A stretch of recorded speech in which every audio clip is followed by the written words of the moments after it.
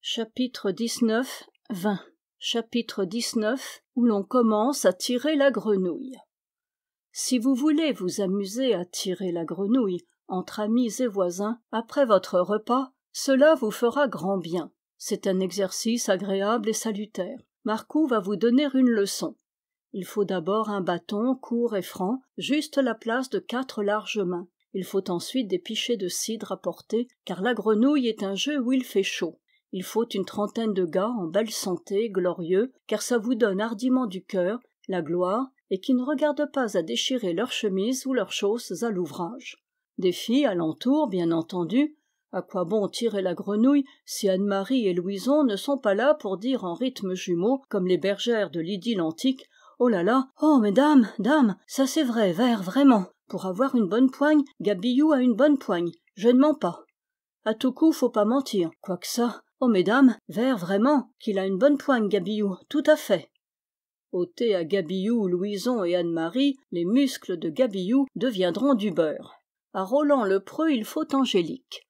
Une fois que vous vous serez procuré un bâton, des pichets, 30 gars, 15 Louison et autant d'Anne-Marie, choisissez une belle place au soleil, mettez 4 gars de ci, 4 gars de là, et dites-leur de se prendre la main 2 par 2. Y êtes-vous? Bien. Couchez Gabillou à plat ventre sur les bras tendus des 4 gars normands, Marcoux sur les bras de 4 gars bretons. Tête à tête, dig-dig-dou, les yeux dans les yeux. Donnez le bâton. Au bout du bâton, la main gauche de Gabillou, puis la main droite de Marcoux, puis la main droite de Gabillou, et à l'autre bout du bâton, la main gauche de Marcoux. En tout, 4 épaules de mouton.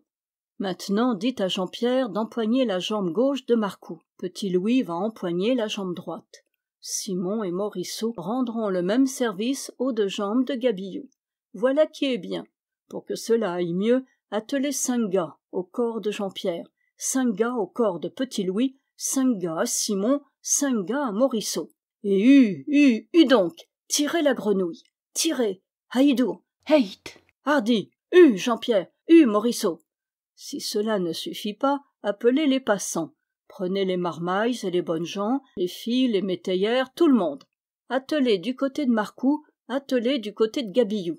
Attelez, on n'est jamais trop. Et donc, tirez la grenouille, haïte. Quant à être sur un lit de roses, Gabillou et Marcoux, non. Leurs muscles crient, leurs tempes battent, ils sont un peu dans la position des gens qu'on écartèle. Mais c'est le plaisir, ils tiennent, les vrais amis. Un peu de bonne volonté, attelez, qui pour les Normands, qui pour les Bretons, ils tiennent encore. Voyons si le mot va bien à la chose. Marcoux et Gabillou tirés, grandis, amincis comme la courroie qui va rompre, ne ressemblent-ils pas à 2 pauvres grenouilles entre les mains d'enfants bourreaux? Puisqu'on vous dit que c'est le plaisir, ils tiennent toujours. Gabillou pour la Normandie, Marcoux pour la Bretagne. Les voilà 50 sur Gabillou et 50 sur Marcoux. On nourrit l'espoir légitime que l'un des 2 au moins sera disloqué. Peut-être les 2. Tirez la grenouille, haïdou. Un silence s'est fait, coupé par des clameurs brèves et pleines d'émotion. Le pont fourmille. À chaque instant, de nouveaux tourmenteurs viennent augmenter le nombre des bourreaux de Marcoux et des bourreaux de Gabillou. Marcoux est bleu, Gabillou violet. Mais les héros qu'ils sont, leur bouche ne s'ouvre que pour crier.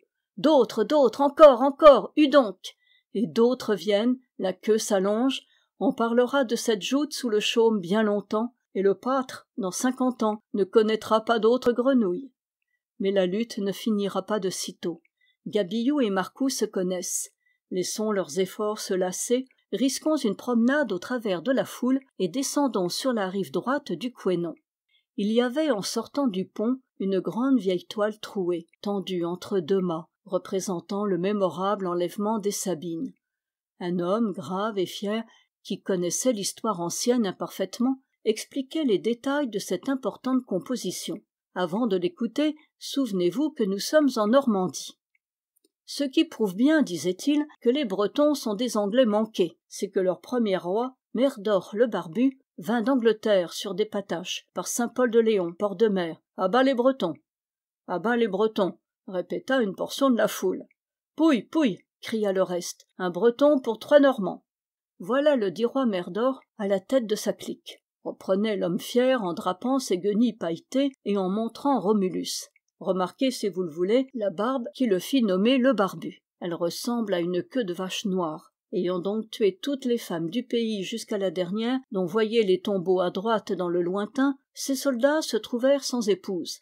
Alors le roi Merdor fit publier qu'il donnerait un bœuf à qui apporterait une femme. Mais les bœufs du roi Merdor étaient galeux comme tout ce qui vient de Bretagne. Applaudissements. Personne n'en voulut. Pouille, pouille. Le roi Merdor fit publier qu'il paierait chaque femme 10 écus d'or. Mais l'or de la Bretagne ne vaut pas le plomb des autres pays. Personne n'en voulut. À bas les Bretons.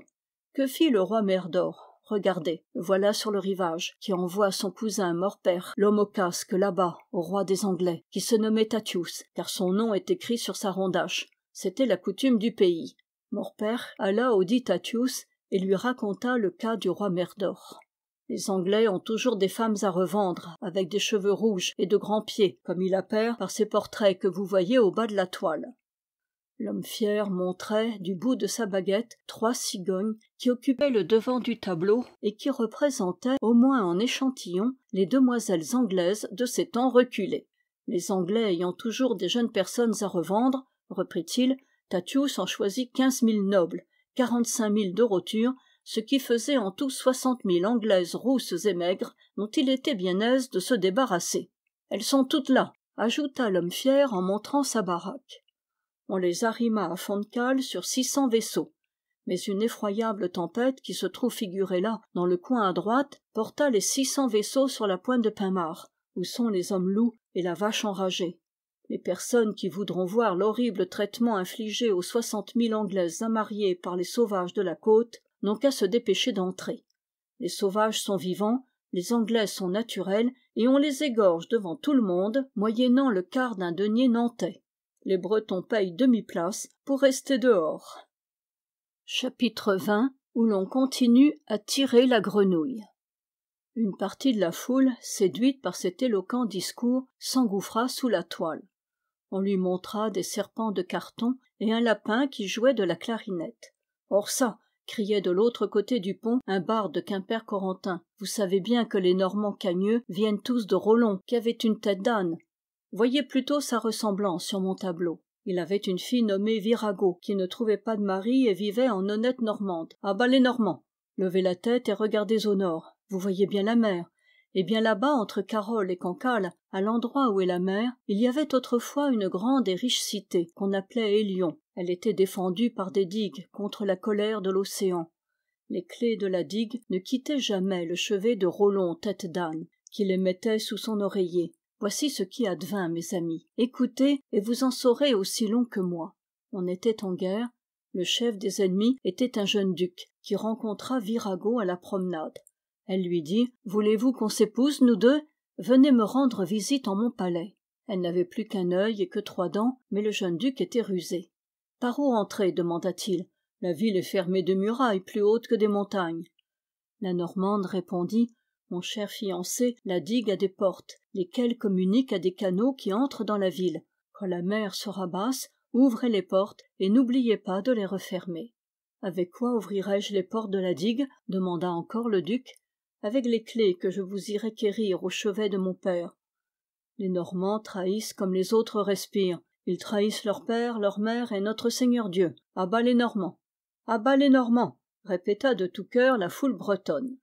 Voici là-bas, reprit le barde de Quimper en montrant son tableau déchiré, voici le vieux Rollon tête d'âne qui dort après boire, et sa fille qui vient lui dérober les clés de la digue. Vous voyez donc bien, mes amis, que ce que je vous dis est la vérité.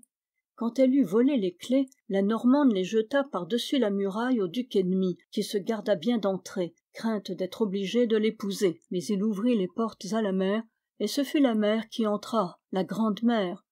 Par quoi la cité des Lions est maintenant une ville noyée, dont les matelots aperçoivent encore les clochers à 100 brasses sous l'eau, par le temps calme. Ceux qui voudront voir Rollon tête d'âne et sa fille se noyer en blasphémant comme des païens n'ont qu'à entrer. La mer est faite avec de la véritable eau salée, et tous les habitants de la ville, au nombre de 80 800, sont submergés pour tout de bon, excepté un qui dit la bonne aventure. On entrait au son du tambour et de la crécelle pour voir un autre lapin qui jouait de la clarinette et d'autres serpents de carton. Plus loin, un poète chantait les miracles de Merlin. Plus loin encore, un joueur de harpe disait la mystérieuse et charmante histoire du lac de Landélorne, où la fée Morgane livrait ses trésors à tout venant, depuis le premier jusqu'au dernier coup de midi. Mais il faut bien que partout, il y ait un succès qui dépasse tous les autres succès, une chose en vogue. La chose en vogue, à l'assemblée de Pontorson, c'était l'ogre des îles, l'homme de fer. Une baraque neuve était là, avec un tableau tout brillant qui n'avait encore souffert ni du soleil ni de la pluie, et qui portait pour légende l'ogre des îles dans son palais ténébreux. On y voyait le comte Otto, nu jusqu'à la ceinture et pourvu d'une barbe bleue gigantesque. Ce méchant homme tenait un enfant dans chaque main. L'artiste n'avait laissé qu'une jambe à l'enfant de la main droite, l'autre jambe était déjà dans l'estomac de l'ogre. Les dents du comte Otto étaient longues et crochues. Il avait des griffes au bout des doigts. À travers sa poitrine ouverte, on voyait son cœur où le diable était assis commodément. Le comte Otto marchait sur un sol jonché d'or et de perles. Derrière lui, une troupe de nymphes exécutait des danses antiques. À gauche, une cage de fer contenait les malheureux petits-enfants qu'on engraissait pour les hideux repas du monstre. Autour de ce tableau, une foule immense et impatiente se massait. Il y avait 3 grandes heures qu'elle était là, cette foule, grossie incessamment par de nouvelles recrues. Ceux qui arrivaient essayaient d'approcher et poussaient. Ceux qui tenaient la place contre-poussaient pour défendre leur position acquise. Chose étrange, et qui ne contribuait pas peu à aiguillonner la curiosité générale, depuis le matin ce radieux tableau étalait au soleil ses promesses et ses menaces, sans qu'aucun orateur fût venu faire l'explication d'usage. La galerie, soutenue par des tréteaux, où le pitre vient d'ordinaire essayer les bagatelles de l'apport, restait déserte. La baraque était close. De toutes parts, les autres propriétaires de curiosités luttaient d'efforts ardents pour attirer la pratique. Ici, rien. Et pourtant, on savait à l'avance que le spectacle devait être superbe. L'acteur chargé du rôle de l'ogre des îles était un Jersias de 6 pieds de haut. Le rôle de l'enfant mangé devait être rempli au contraire par le fameux nain Fiérabras l'Araignoire, loué à raison de 2 deniers rennais par représentation.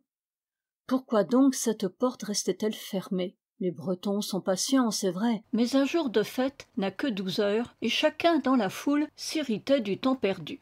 Les murmures naissaient, puis s'enflaient, puis se faisaient clameur. Les Bretons sont patients, mais ils ont mauvaise tête. On parla bientôt de mettre le tableau en pièces et de démolir la cabane. Ce projet ayant tout d'abord rencontré d'honorables sympathies, on monta sur les tréteaux et l'on cria à travers la toile « Rémi, bonhomme Rémi, si tu n'ouvres pas, ta baraque va y passer !» Point de réponse. Rémi faisait la sourde oreille. Les gars donnèrent du pied contre les poteaux de la baraque. Quand les poteaux commencèrent à branler, le bonhomme Rémi, vêtu de papier argenté, sortit, la terreur sur le visage.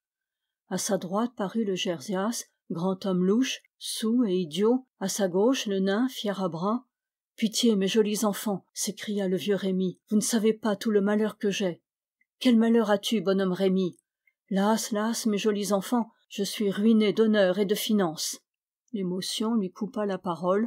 L'assemblée lui fit hommage de plusieurs douzaines de trognons de pommes pour marquer la part qu'elle prenait à sa peine.